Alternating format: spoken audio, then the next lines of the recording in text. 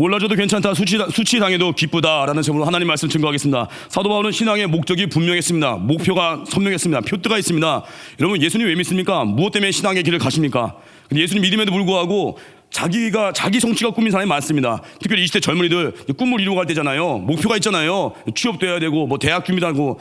여러분, 대학과 취업이 하나님보다 앞서면 망하는 길입니다. 예배가 먼저고 그의 나라가 우선입니다. 성취가 목적인 사람들의 특징이 있습니다. 그거 어떤 뭐 고시를 준비하나 뭘 준비할 때 그거 준비하는 기간이 좀 넉넉할 때는요, 예배가 약해요. 주일 중심으로 나오다가 임박해지면 새벽기도 나와요. 이제 좀 한번 좀 먼저 얻어보자 하고. 또 항상 그래요. 그거 합격하면 더 헌신하겠대요. 묘해요. 안 되니까 안 보여요. 기쁨이 들쑥날쑥합니다. 왜요? 목적이 잘못됐기 때문에. 우리가 걷고자 하는 모든 길 다 수단이거든요. 뭐 대학을 가고 뭐 결혼을 하고 다 수단이에요. 목표는 하나님 나라예요. 왜 그 직장 갔습니까? 예수님 증거하라고. 예수님의 향기를 바라라고. 제가 말씀드렸죠. 목표가 예수님 증거하는 거, 목표가 예수님의 향기를 바라는 거면 환경에 무슨 문제가 있어요? 어려우면 그러면 되잖아요. 대만성교회 7개 교회 중에 제일 열악한 교회가 금수당이라고 했잖아요. 뭐 각자 다 다르겠지만 어려움 이러면 되잖아요. 여긴 금수당이야. 여긴 내가 헌신할 곳이야. 여긴 삼중실소회야. 밥 먹을 때 쥐 한 마리 지나가도 난 괜찮아. 나 사명자야. 이 목적이 예수님인 사람은요, 환경에 매지 않습니다. 항상 예배가 먼저예요. 사도 바울이 그런 인생이었습니다. 분명한 신앙의 목표가 있었습니다. 오늘 사도 바울을 통해서 들은 메시지, 3가지의 메시지예요. 죽으신 본받으며 살라는 거예요. 십자가의 길, 내가 죽는 길 걸으면 그게 부활의 권능을 늘 경험하는 거예요. 2번째, 과거와의 결별입니다. 과거 나의 삶에 발목 잡는 거 결별하고 표대를 향한 전진이에요. 전진하다 보면 이전의 것들이 하나씩 치유되는 거예요. 상처 싸매고 이곳저곳에 뭐 상처 치유 기도에 가는 게 아니라 사명 붙들면 자연스럽게 그게 해결돼 간다는 거. 3번째, 사랑을 배우는 거예요. 하나님께 배우고 예수님께 배우고.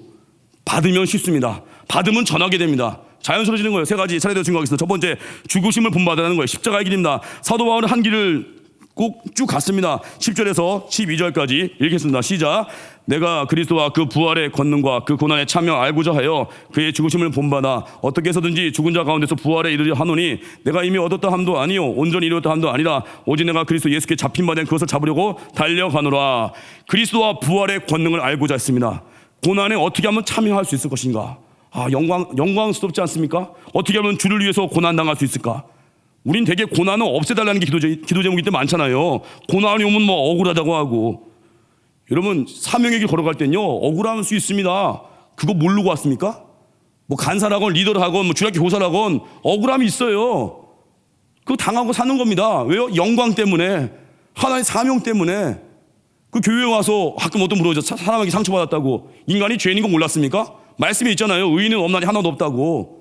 죄인의 인간 사랑하라고 서로 동역자 세워준 겁니다. 정확히 하십시오. 그래서 하나님을 알아가는 지식에서 부유해지면요, 그리 쉽게 낙심 안 합니다. 왜요? 말씀에 답이 있거든요. 그래서 우리 골로새서 1장 24절 보니까 그리스도의 남은 고난, 이 사절에 보면 남은 고난 채우는 게 신앙의 목표라고 말하고 있잖아요. 남은 고난, 우리 신앙생활할 때 바울같이 남은 고난 채우러 간다는 거예요. 여러분, 그래서 우리 고난의 길을 거쳐서 부활에 이르는 것, 이게 궁극적인 신앙의 목적이에요. 날마다 내가 죽고 희생하는 거, 그런 부활의 기쁨을 경험한다는 거예요. 그래서 흥분되는 거예요. 죽고자 했는데 열매가 있고 희생해서 낮아지고자 했는데 하나님이 알아주시고. 너무 흥분되지 않습니까?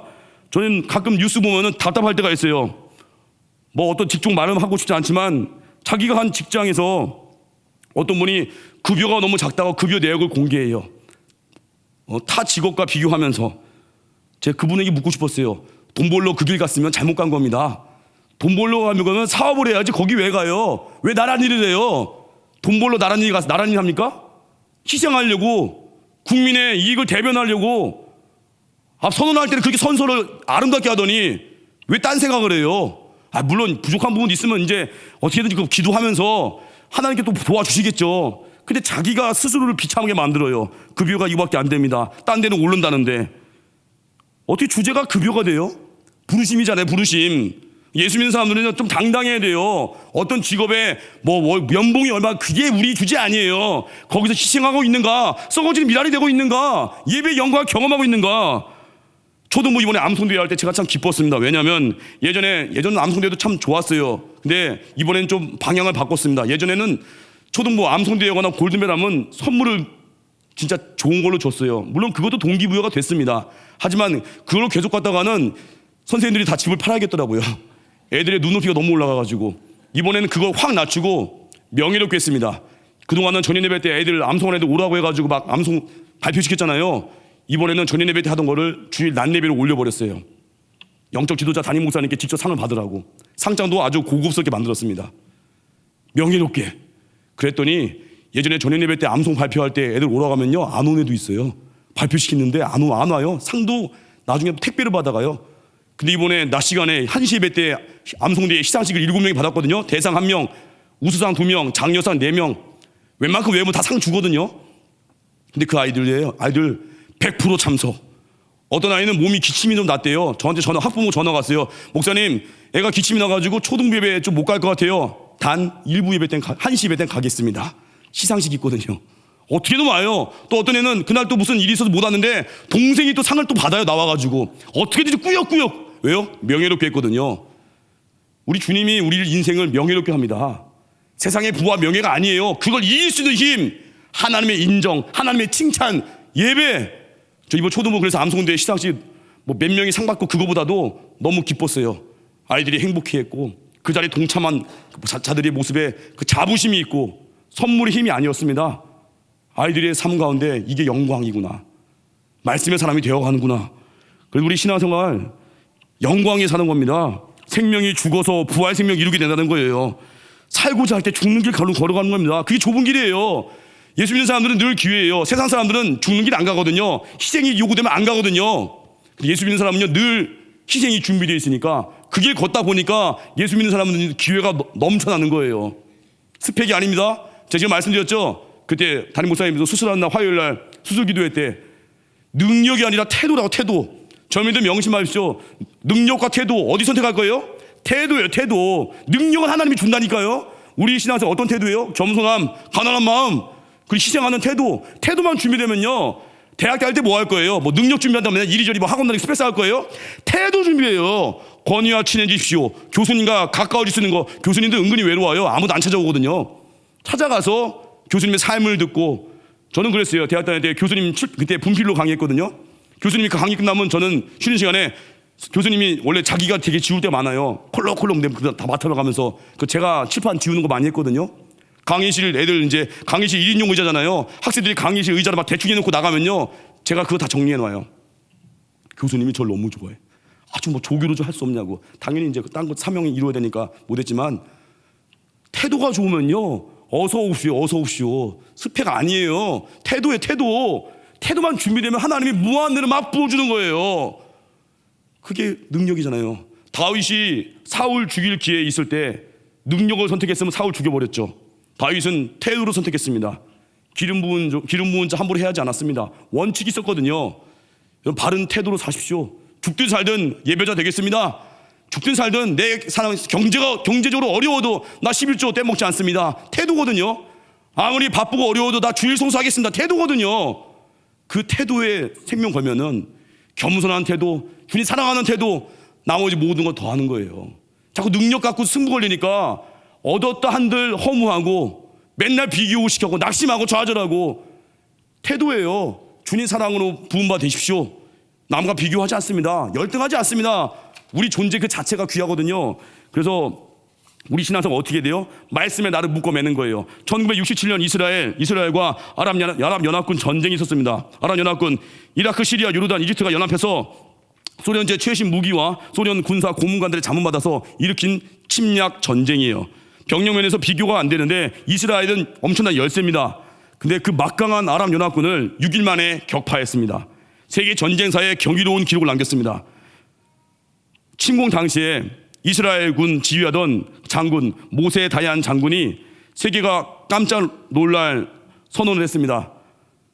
자기가 반드시 아랍 연합전선과 전쟁에서 반드시 승리할 새로운 무기가 있다고 선언한 거예요. 새로운 무기? 혹하니까 세계 외신들이 일제히 이 기사를 다루면서 원자폭탄을 능가하는 신무기가 있을 것이다 예측했는데 이스라엘의 신무기는 시편 121편이었습니다. 시편 121편 1절 2절만 읽어드리겠습니다. 내가 산을 향하여 눈을 들리라. 나의 도움이 어디서 올까? 나의 도움은 천지를 지으신 여호와에게서로다. 말씀 힘이었어요. 우리 신앙생활 특히 젊은이들 20대부터 말씀을 많이 먹으십시오. 말씀에 승부수를 띄우십시오. 말씀에 묶어 매십시오. 말씀은요 성취되거든요. 말씀부터 기도하면요 늘 응답이에요. 근데 요즘 나는 왜 이렇게 기도 응답이 없을까? 왜 그럴까요?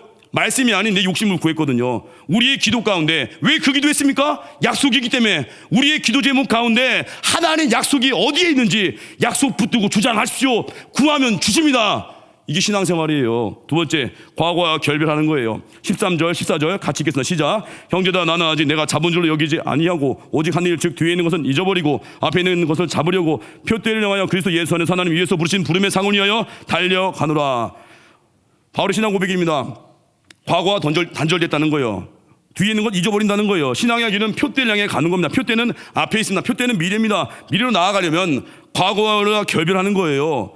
여러분 어떤 일 하다 왔습니까? 그 하던 일이 우리 인생의 발목을 잡으면 안 됩니다. 우리의 발목을 잡는 건 세 종류가 세 가지가 있습니다. 과거의 상처와 영광. 두 번째, 현재의 삶엔 뭐예요? 시기와 질투. 미래에 대한 건 뭐예요? 두려움과 염려. 이런 것들이 우리 삶의 발목을 잡을 때가 있어요. 과거의 영광과 상처, 현재의 시기와 질투, 미래에 대한 두려움, 염려. 이런 발목 잡는 것들 기도로 끊어버리십시오. 말씀의 능력이 임하고 예배의 능력이 임하면 이긴다는 거예요. 표대를 향해 나아갈 때 이걸 이길 수 있다는 거예요.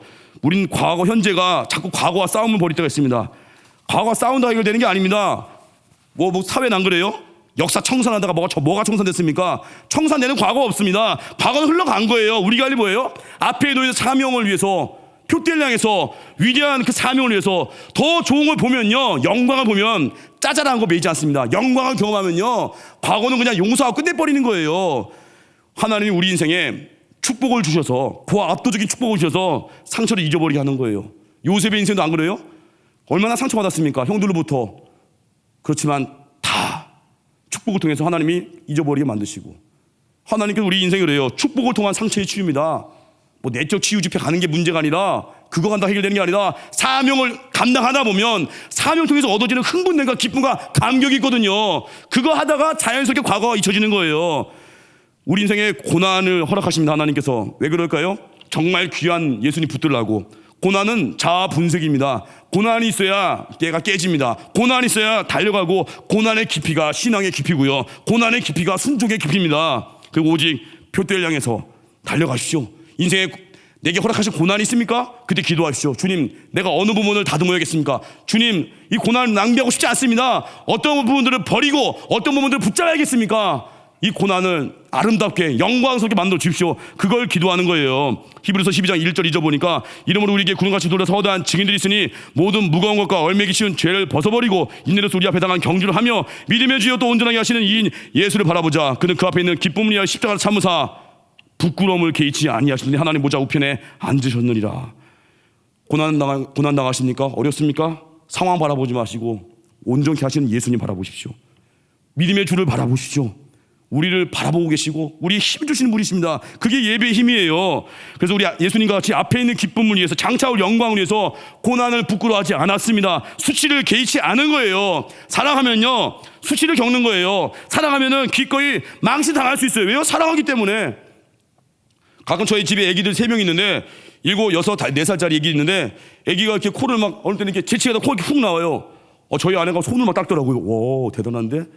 제가 이거 대단한데 어떻게 그 손을 닦고, 물로 가서 물로 씻는데 바로 휴지가 옆에 바로 휴지가 없으니까 손으로 딱 닦길래, 이야, 이거 엄마 영광이다. 제가 한 번은 또 딱 흉내내 봐, 나도 하겠다 해가지고 한 번은 막내가 막 코를 막 후벼요. 그래서 휴지가 옆에 있지만 또 아빠가 어떻게 되냐면, 아빠 영광을 위해서 코를 막 후비고 막 막내가 손을 뺀 거예요. 근데 걔가 자기 옷에 닦으려고 하길래 잠깐 손 잡고 입으로 좀 빨았더니 애가 인상을 쓰더라고요. 에이, 더러운 아빠하고.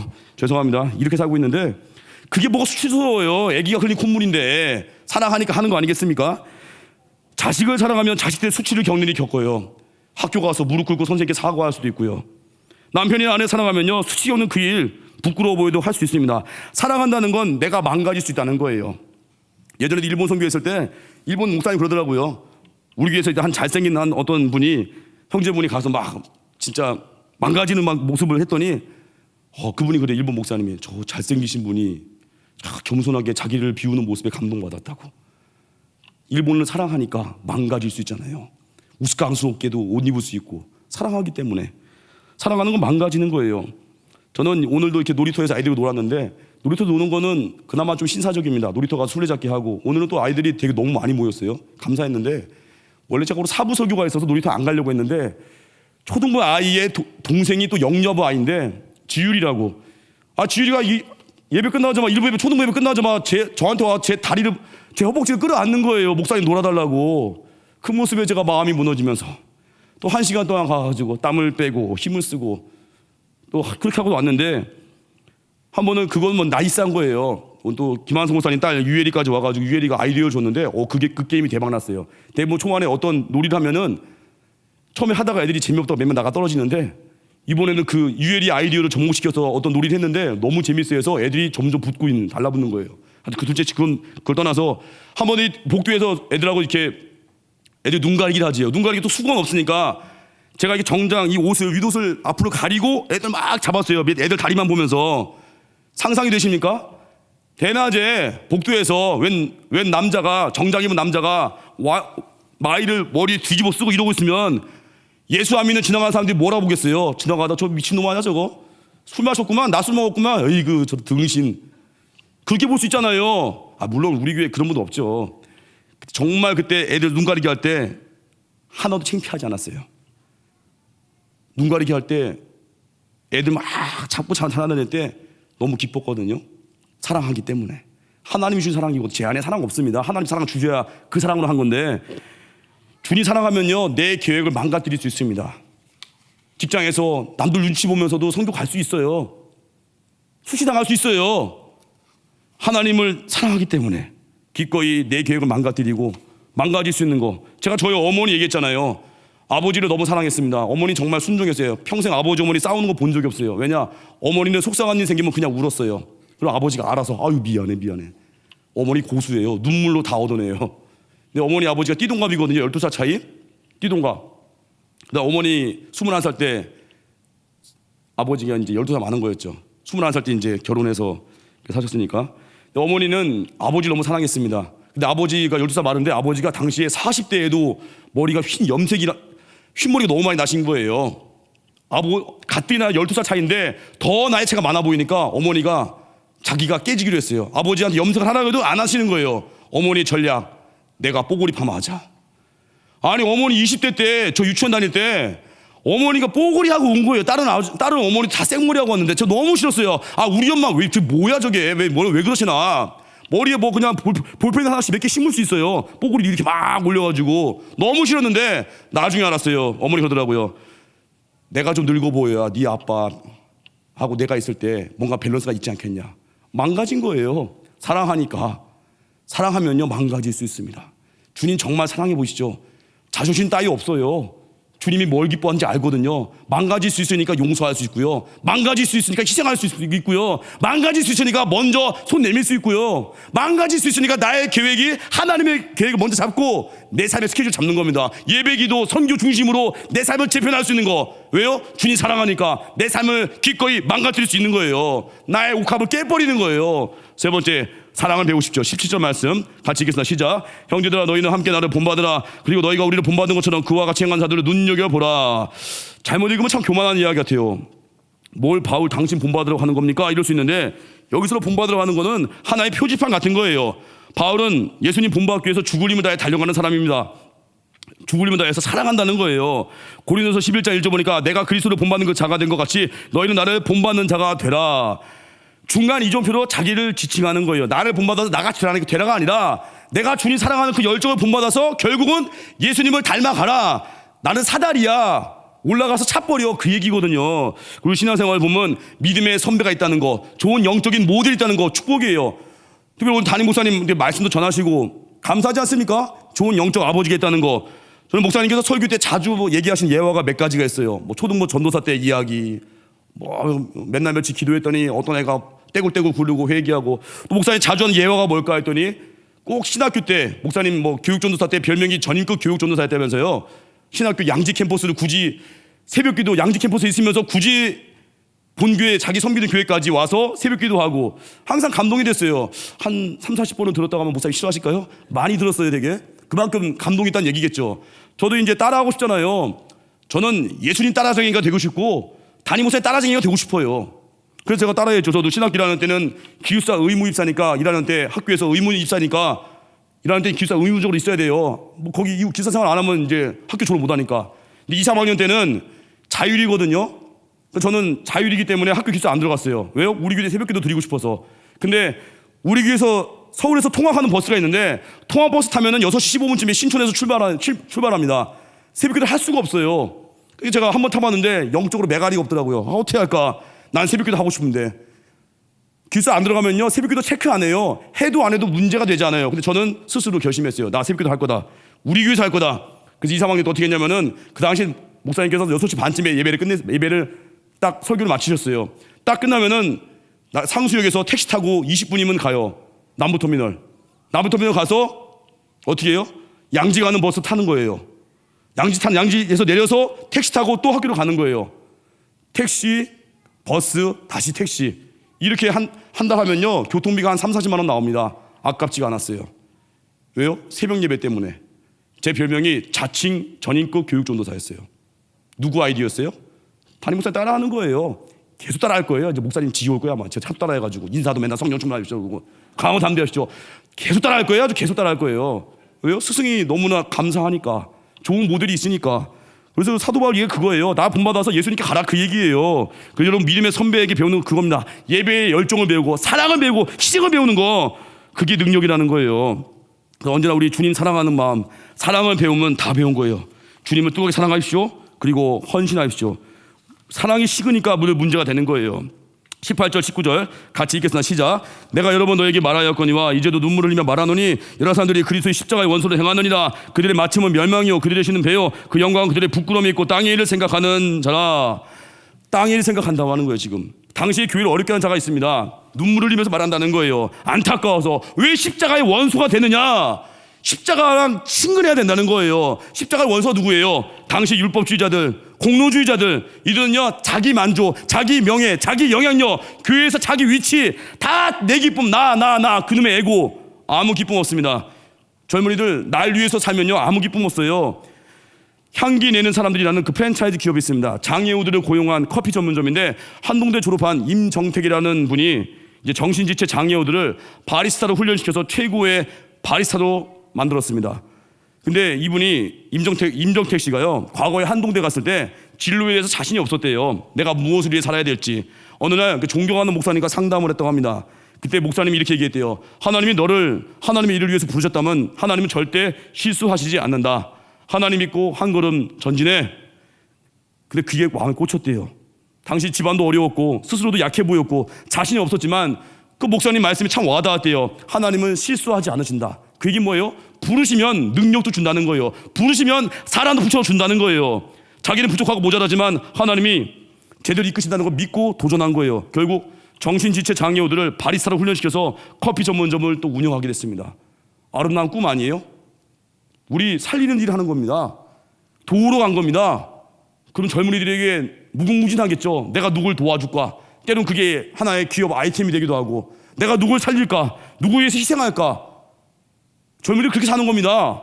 그러면 어느 때는 내가 들어갈 회사의 가치가 나로 인해 바뀔 수도 있고요. 왜요? 내가 복이고놀이니까. 어느 때는 하나님이 나를 통해서 기업을 일으키기도 하고요. 그거 구하는 거예요. 먼저 그의 나라, 먼저 그의 일, 희생하는 거, 살리는 거, 죽는 길. 그걸 기도하시죠. 그래서 오늘 주일 예배 설교 말씀같이 주의 일에 힘쓰는 거예요. 고린도서 15장 58절. 그러므로 내 사랑하는 형제들아 견신하며 흔들리지 말고 항상 주의 일에 더욱 힘쓰는 자들이 되라. 이는 너희 수고가 주 안에서 헛되지 않은 줄 압니다. 가장 재밌고 가장 흥분되는 일, 주의 일이에요. 영광의 한 길이에요. 짐 엘리엇 29살에 죽었지만 아름다운 청년입니다. 짐 엘리엇이 선교 사역을 향한 하나님의 인도하심을 위해 기도하다가 쓴 글이에요.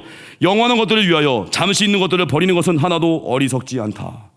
위의 것을 생각한 겁니다. 골로새서 3장 2절. 위의 것을 생각하고 땅의 것을 생각하지 말라. 땅에 살지만 하늘에 속한 사람으로 사십시오. 그래서 주님의 사랑에 사로잡힌 겁니다. 온종일 주님 생각하는 거예요. 주님이 뭘 기뻐할까? 이런 결정할 때 주님 뭘 기뻐하실까요? 지혜를 구하면 주십니다. 온종일 주님 생각하면서 사명으로 살잖아요. 그러면 내 마음에 확신이 생깁니다. 말씀 한 구절 확신 있으면요, 그 확신 있는 사람이 세상을 바꾸는 거예요. 확신이 있으면요 사명에 집중합니다. 여러분, 사명을 아는 자가 있고 사명에 붙들린 자가 있습니다. 교회 다닌 사람들이 뭐 예배 기도 선교 중요한 거 우리게 모르겠습니까? 아는 자가 있고 붙들린 자가 있습니다. 붙들린 자는 사도 바울 같이 표대가 있어요. 모욕을 당해도 수치를 당해도 그 낙심 같은 상황 속에도 전진하는 거예요. 왜요? 사명에 대한 확신 때문에. 윌리엄 보스에게 영향력을 줬던 한 사람이요, 노숙자예요. 노숙자. 윌리엄 보스가 이제 전도할 때 한 노숙자가 이렇게 얘기했습니다. 윌리엄 보스에게 말했습니다. 지옥이 진짜 있다고 믿으면 나는 당신같이 맥 빠지게 전도하지 않겠습니다. 그렇게 전도하지 말라고 한마디 했더니 윌리엄 보스가 거기서 충격 먹은 거예요. 이후에 윌리엄 보스가요, 그 말에 충격 먹고 진짜 말씀 붙들고 간절한 마음으로 사람들 섬기려고 구세군 창설하고요, 그때 일을 교훈으로 인해서 만나는 모든 영혼들을 간절하게 대한 거예요. 말씀에 대한 확신이 있습니까? 지극히 작은 자를 바라볼 때 예수님의 심정이 있습니까? 하나님의 말씀이 선포될 때 그 말씀대로 살고 싶은 열정이 있습니까? 그 확신, 그러면요 흔들리지 않고 집중할 수 있습니다. 또 하나, 사명을 이루잖아요. 사명을 집중하잖아요. 그러면 미루고 싶지 않아요. 여러분, 사명은 당장 오늘 내게 주어진 사명, 그게 뭐겠습니까? 예배드리고 내게 증거할 사람 보여주시거든요. 내가 희생하고 구하면 보여주시거든요. 미루지 않는 거예요. 소방관을 주제로 그 다큐멘터리가 방영됐었는데 소방관들에게 물었습니다. 가장 힘든 때가 언제였습니까? 소방관 분들이 얘기했습니다. 가장 힘든 때는 우리가 너무 늦었을 때였습니다. 가장 힘든 때가 언제라고요? 너무 늦었을 때. 너무 늦어서 사람을 더 많이 건지지 못했을 때. 크리스찬이 가장 힘든 게 무엇이 돼야 되겠습니까? 돈 좀 안 벌리고 취업 좀 안 되고, 그게 우리 힘든 주제가 되면 안 되고, 뭐가 힘들어야 돼요? 내가 말씀 들었는데 순종할 기회 놓쳤습니다. 내가 분명히 그 전도해서 건질 영혼을 보여주셨는데 내가 이걸 미뤘습니다. 이걸 아파야 돼요. 분명히 예배에 영광이 있는데 내가 그 예배를 소홀히 여겨서 그날 주실 은혜를 놓쳤습니다. 이걸 아파야 된다는 거예요. 세 번째, 사명에 확신이 있으면요 타협하지 않습니다. 부활 소망이 있으니까 흔들리지 않는 거예요. 다시 사신 예수, 부활 소망. 어제 참 웃긴 일은 아니지만, 어제 내가 이제 교회에서 저녁에 이렇게 설교도 하고 뭐 이제 준비하다 보니까 교회 복도에서 이제 지나갈 때 우리 교회 윗건물에 어느 병원 있잖아요. 제가 상호명은 얘기 안 하겠습니다. 뭐 다 아실 거예요. 하여튼 뭐 많은 환자들이 오고 가는데, 복도에서 어제 저녁에 9시쯤 넘어섰나요? 환자복을 입은 두 분이 지나가고 계시면서 부부였어요. 저도 지나가고 인사하고 갔는데 말을 걸더라고요. 혹시 교회 주보가 있습니까?